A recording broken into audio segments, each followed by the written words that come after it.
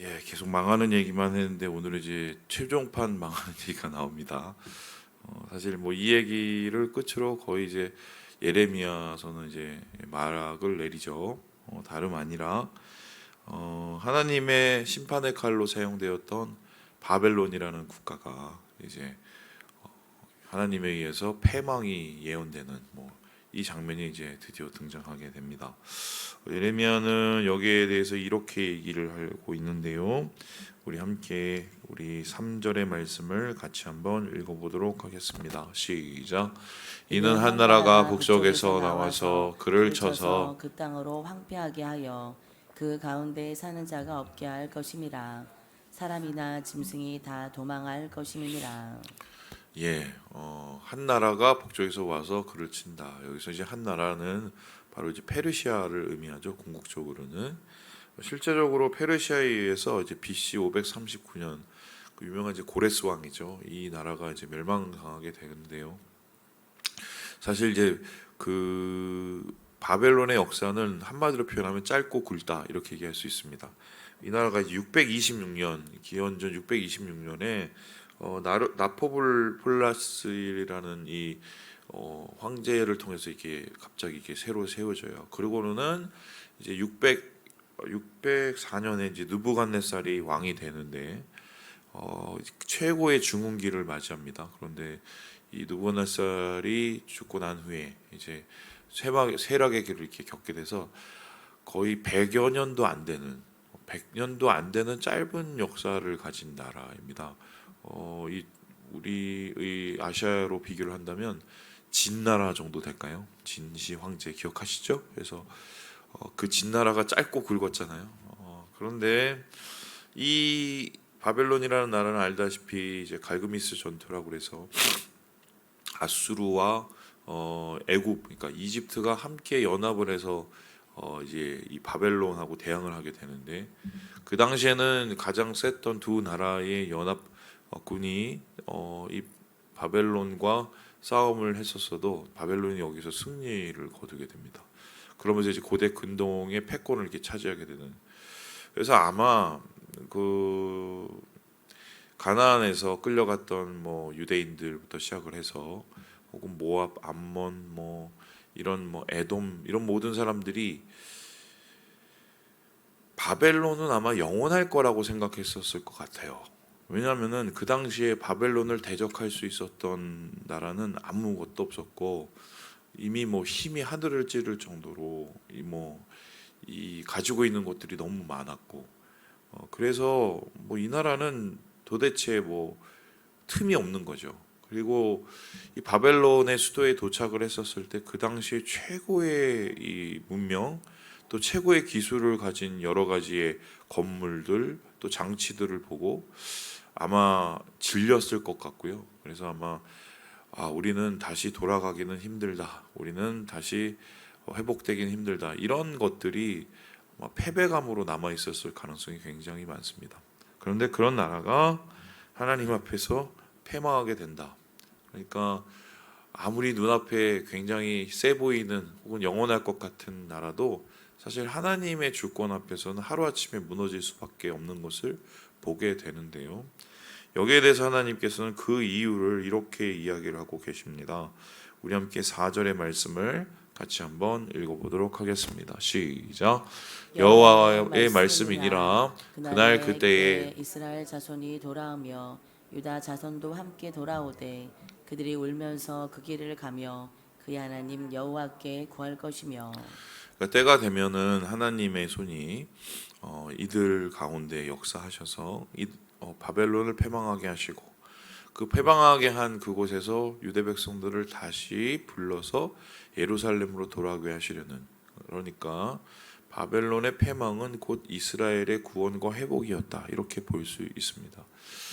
그래서 실제적으로 이스라엘은 70년 포로 생활을 마치고 돌아오게 되는데요. 하나님께서 그러면은 이 70년의 시간을 왜 허락하셨을까? 왜 이렇게 갑작스럽게 바벨론을 패망시키시고 이스라엘 백성을 회복시키실까 했을 때 4절을 보면 이런 얘기가 나옵니다. 울면서 여호와께 구하겠다. 그러니까 하나님께 돌이키고 또 하나님께 돌아오는 그 기도, 그리고 이스라엘의 그 중심, 그것을 하나님께서 사실은 기다리시고 요구하셨다, 이렇게 볼 수가 있는 것이죠. 그래서 5절에 보면은 이런 얘기가 나는데요, 시온으로 향한다, 그리고 하나님과 연합한다라는 말이 나옵니다. 그러니까 궁극적으로 이스라엘의 패망, 그리고 유다의 노예 생활, 이 바벨론의 득세와 또한 바벨론의 그 멸망은 결국 이스라엘을 하나님께서 다듬으셔서 다시 하나님의 언약을 받은 주님의 자녀, 백성으로 만드시려는, 다시 회복시키시려는 그 과정이라고 얘기할 수가 있겠습니다. 그래서 어떻게 보면은 바벨론은 사실은 그러한 하나님의 심판의 칼, 연단의 칼로 사용된 것이고요. 그 기한과 또 그 상황이 다 끝났을 때 하나님께서는 주권적으로 그 일을 행하시는 이 모습을 오늘 말씀 속에서 찾게 되는 거죠. 그래서 이 모습을 우리가 찾아본다면 이런 얘기가 될 수 있습니다. 사람이 자기가 원하는 이제 꽃길로 갈 수는 없잖아요. 제가 이제 군대에 처음 갔었을 때 참 그 충격이 정말 대단했습니다. 그 남들은 군대 가서 뭐 신앙도 좋아주신 분도 있고 오히려 신앙이 더 회복이 되어서 막 더 뜨거워지셔서 오신 선배님들도 있었었는데, 저는 진짜 군대 갈 때 제가 생각하기에는 가장 신앙이 뜨겁다고 생각을 했어요. 뭐 그 당시에 뭐 훈련도 받고 뭐 소위 말해서 영적으로 깨어 있다고 스스로 생각을 하고, 그래서 그때 이제 우리 선배님들이 저를 그 여기 306 보충대까지 데려다 주셨거든요. 저희 그래서 하는 말씀이 그랬어요. 야 성민아, 너는 가서 너희 부대를 주님의 은혜로 변화시킬 거야, 막 이러면서 저를 축복해 주셨는데, 웬걸요 그 그 얘기가 한지 일주일도 안 돼서 사단에 배치되고 그 훈련 끝에 이제 본부대로 갔는데 악몽이 시작됐죠. 제 인생에서는 도대체 만날 수 없는 분들을 정말 거기서 많이 만났습니다.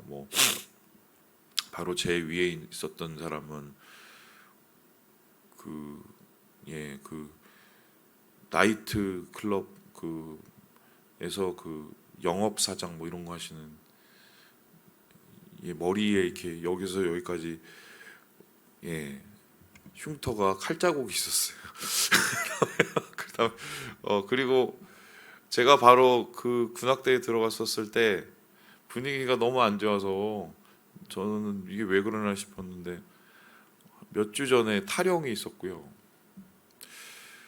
그리고 거기에서 만난 분들은 대부분 이제 사회에서 고등학교 마치고 일찍 사회에 들어가서 험한 일을 하시는 분들이 되게 많았습니다.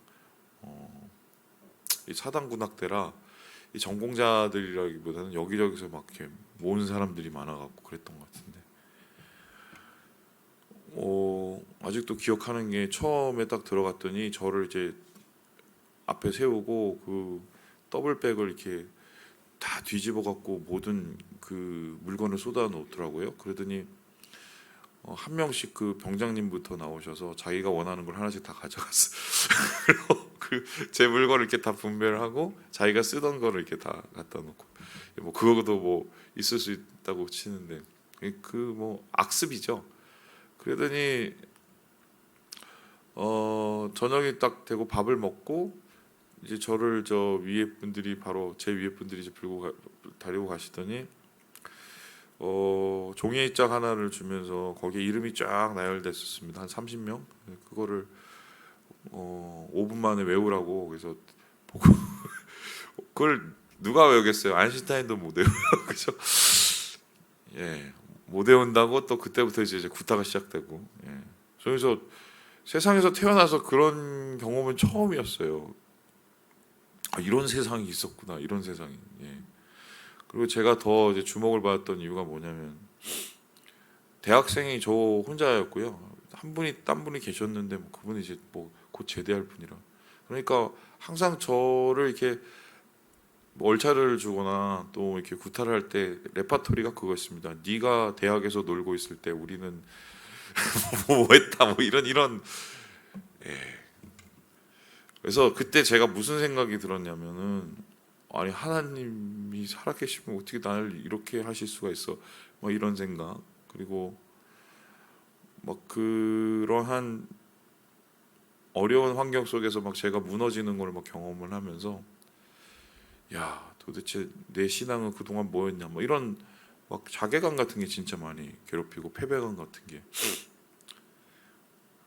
그래서 그냥 머릿속에는 그 당시에 한 가지 생각밖에 없었습니다. 뭐냐면 빨리 도망가자 뭐 이런 생각이었어요. 근데 이제 그게 1년이 되고 2년이 되고 군대 생활 이제 거의 끝나갈 즈음에 이제 내가 도대체 여기에서 뭘 한 거야 싶었어요. 예. 그리고 제대를 하고 군대는 제대를 했는데 여전히 이제 군대에서 당한 또 여러 가지 막 이런 상처들과 또 제 안에서 이거 어떤 패배감들이 되게 막 가득했었었는데 지금 돌아보면 그 시간은 저한테 꼭 필요한 시간이었어요. 왜냐하면 하나님께서 이렇게 저를 대놓고 무너뜨리신 거고 하나님께서 대놓고 저를 이렇게 연단해 가신 거거든요. 그러니까 그 시간이 없었으면 아마 되게 제가 교만했을 가능성도 크고 그리고 그 시간이 없었으면 아마 제가 인내라는 거를 잘 몰랐을 것 같아요. 근데 하나님께서 그 시간을 통해서 모르겠어요. 제가 목사가 되도록 준비를 시킨 건지 아니면 인간을 만드신 건지 잘 모르겠지만 어쨌든 뭐 그런 고난의 시간이 저를 만드는 자양분이 되었던 것 같아요. 근데 다시 군대로 가긴 싫고요. 예전에 한참 악몽이 다시 군대 가는 거였습니다. 제가 악몽을 두 가지를 꿨는데 군대 가는 거하고 그다음에 갑자기 시험 치는 악몽 이게 있어요. 저한테 두 가지 악몽이 있는데 군대 가는 악몽이 제일 컸어요. 어떻게 보면 지금 이스라엘 백성도 그런 거죠. 물론 죄를 졌고 이스라엘 백성들이 하나님 앞에 옳지 못한 행동들로 인해서 생겨난 징계이지만 이 시간을 통해서 결국 이스라엘은 자기가 잃어버린 것이 얼마나 소중한지를 깨닫게 되는 건 아닙니까? 그래서 우리가 예루살렘에서 하나님 앞에 예배하고 예루살렘에서 하나님과 가까이 하던 그 시절이 얼마나 귀중하고 소중한 것인 것을 깨닫게 되고 이제 그것을 통해서 아마 사모하게 되고요. 그리고 이 어려움의 기간을 통해서 다시 주님께 나아가는 그 계기가 된 것. 바로 그것을 위해서 하나님께서 바벨론이라는 칼을 사용하시고 때가 되었을 때는 거두시는 뭐 이 이야기를 오늘 말씀을 통해서 보게 되는 것입니다. 더불어서 이제 주님께서는 이제 이 바벨론으로부터 이스라엘을 해방시키시고 바벨론을 무너뜨리시는 또 다른 이유를 한 가지를 얘기하고 있어요. 바로 이건데요. 우리 함께 6절의 말씀을 같이 한번 읽어보도록 하겠습니다. 6절입니다. 시작. 내 백성은 잃어버린 양떼로다. 그 목자들이 그들을 곁길로 가게 하여 산으로 들이키게 하였으므로 그들이 산에서 언덕으로 돌아다니며 쉴 곳을 잊었도다. 지금 목자에 대한 얘기를 하고 있습니다. 그러니까 잃어버린 양떼로다. 잃어버린 양떼고 목자들이 곁길로 가게 했다. 그래서 그들이 쉼을 잊어버렸다. 이렇게 얘기를 하고 있습니다. 여기서 잃어버린 양떼라고 얘기하는 것은 하나님을 떠난 이스라엘 백성들을 의미하고 하나님을 떠나버리게 한 그 이유를 이스라엘 자신, 유다 자신으로 여기지 않고 하나님께서는 1차적으로는 목자들에게 책임을 묻습니다. 그러면 여기에서 말하는 목자라는 것은 이스라엘의 리더들을 의미하죠. 리더들이라는 것은 정치적인 리더가 있고 또 종교적인 리더가 있겠죠. 정치적인 리더는 왕이나 귀족을 뜻하고 종교적인 리더는 제사장과 같은 하나님께서 세우신 자들을 뜻합니다. 근데 이런 자들이 결과적으로 이들을 하나님 안에서 좋은 길로 인도를 했었어야 하는데 그러기는커녕 하나님을 떠나는 길로 그들을 인도해서 결국 하나님으로부터 그들과 관계를 멀어지게 하고 그들을 행방불명으로 만들어 버리는 뭐 이러한 나쁜 일을 했다는 것입니다. 우리나라는 여러분 아시는지 모르겠지만 젊은이들이 이제 강남을 좋아하잖아요. 예. 저도 이제 저희는 예전에 이제 강남이 아니고 명동이었거든요. 예, 그래서 무슨 일 있으면 명동에 갔었어요. 아직도 기억하고 종로 명동. 근데 그게 이제 어느샌가 이제 그 축이 이제 강남으로 가더라고요. 저는 이제 왜 다 뭐 강남에서 왜 강남 가는지 진짜 잘 몰랐습니다. 근데 저는 의도하지도 않았는데 그 강남에서 사역을 5년이나 했잖아요. 그러면서 소위 해서 강남에서 압구정에서 노는 친구들을 목회를 하고 제가 그렇게 5년을 했단 말이죠. 그러면서 제가 그걸 이해했어요. 그거 뭐냐면 우리나라의 대부분의 그 유행, 대부분의 문화는 다 강남으로부터 시작이 됩니다. 물론 이제 그 유행의 시작은 일본도 될 수도 있고 뭐 뉴욕도 될 수 있지만 거기서 몇 년 후에 항상 강남을 통해서 들어와서 전국으로 이렇게 배포가 돼요. 의정부 같은 경우는 사실 조금 늦어요. 그 서울에 비해서 늦고 그래서 이제 의정부를 보고 뭐 지방이다 뭐 이렇게 얘기를 하죠. 예. 그래서 죄를 져도 강남이 먼저 죄를 짓고 망가져도 강남이 먼저 망가지고 예, 그거를 통해서 전국적으로 그 모든 일들이 일어납니다. 그 이유가 뭐겠습니까? 그 세상에 우리 이 전체의 부의 균형이 거의 강남에 집중되어 있기 때문입니다. 그러니까 거기에서 소위 말해서 돈 있는 사람, 힘 있는 사람들이 많이 몰려 있게 되거든요. 그러면 자기가 가지고 자기가 행할 수 있는 능력이 많으면 그것은 자기가 누릴 수 있는 게 많은 것도 되지만 그만큼의 책임감이 있어야 됩니다. 그렇죠? 그런데 힘이 있고 돈 있고 능력이 있는 사람이 그만큼의 책임감을 가지고 행동하는 경우는 제가 볼 땐 잘 보지를 못했습니다. 제가 그때 얘기를 듣게 되는데 한 장로님에게 전국에서 성범죄가 제일 많이 일어나는 곳이 어딘 줄 아십니까? 노년 강남이에요. 예. 거기에 제가 아직도 기억을 나는 게 저희 청년이 한 명이 목사님 저하고 밤에 어디 가보실 때가 있는데요. 그래서 뭔데? 그래서 아니 좀 따라와 보시오. 목사님 기도하시니까 제가 특별히 데리고 간다고 그래서 그래서 그래? 그래서 제 몰고 한 10시 정도 됐을까요? 그래서 어느 빌딩을 저를 데리고 가더라고요. 그러더니 1층에 그 카페가 있어요. 그 당시엔 되게 유명한 카페였어요. 그 브랜드 있는 카페 프랜차이즈였는데 거기를 이제 저를 데리고 가서 목사님 저기 보시라고 그러는데 왜 여기 뭐 차 마시나 보지. 근데 10시가 넘었는데 일단 카페를 했고 신기한 게 남자들밖에 없는 거예요. 그것도 이제 대부분 이제 그 오피스를 이렇게 다니시는 분들 이렇게 다 검은 넥타이, 검은 양복에 넥타이 있는 뭐 이런 분들이 거기 다 앉아 있는 거예요. 그래서 야 저기는 밤인데도 이렇게 장사가 잘 되냐? 네. 그리고 왜 다 남자밖에 없니? 네. 그래서 왜 그럴 것 같아요? 그래서 난 내가 어떻게 하냐는데 이게 빌딩 하나가 오피스텔인데 그게 매춘굴입니다.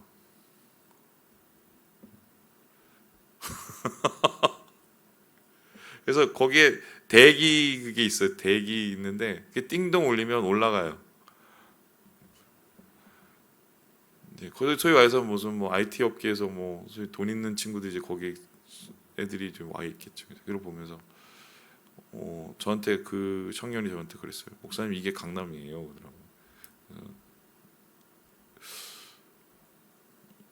그거를 부러워하는 청년들도 있죠. 예? 그렇게 누리고 사는 거를.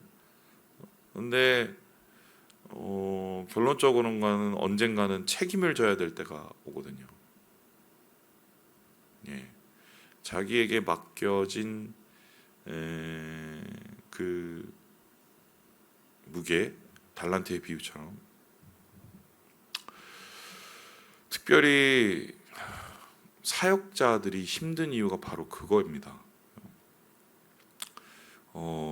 사역자들은 뭐 말씀 준비도 해야 되고 사역도 해야 되고 또 성도들을 또 섬기고 성도들을 잘 이끌어야 되는 또 그런 사명이 있는 거기도 하지만 사역자가 힘든 이유는 그거예요. 사역자는 항상 맨 앞에 있어야 되고 그리고 사역자는 항상 끝에까지 거기 있어야 돼요. 그래서 그 영적인 책임을 다하지 못하면 그 사람을 통해서 영향력이라는 게 무너질 수밖에 없는 영향력이라는 게 있거든요. 그게 이제 영적인 무게감인데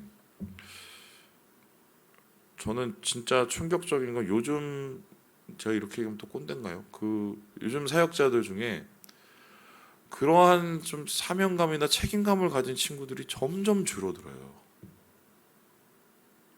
정말 안타깝게도. 네. 그래서 저는 한국의 미래가 진짜 걱정이 됩니다. 뭐 저는 세상을 제가 볼 수 있는 범위 안에서 보잖아요. 범위 안에서 본다면은 저는 뭐 제 후배들 보는 것밖에 더 있겠어요. 가장 보면 한국의 다음 세대의 영적인 리더들